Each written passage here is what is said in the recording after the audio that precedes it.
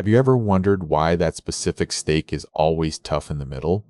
Today, we're diving deep into the anatomy of the blade steak to reveal the surprising reason behind that permanent line of gristle.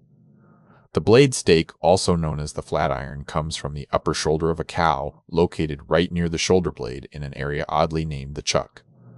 This specific cut is famous for being uniform in thickness and having a rich, beefy flavor. The main reason for the toughness is the cow's lifestyle, because this muscle was used constantly by the animal to lift its heavy head. It developed a prominent line of connective tissue running right through the center of every section. Unlike other steaks where you can trim away excess fat, this tough strip is inherent to the cut. If you cut across the grain incorrectly, you end up with a seam of connective tissue that makes every single piece chewy no matter how you slice it.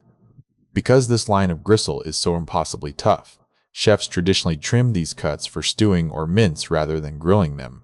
However, modern techniques have finally allowed us to isolate the tender meat around that central seam.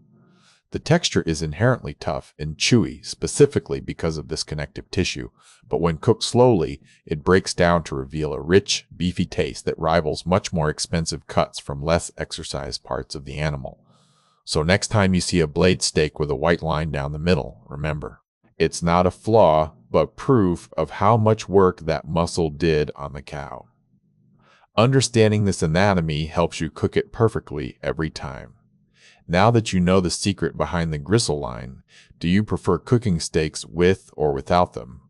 Let me know in the comments below. Thanks for watching this deep dive into meat science.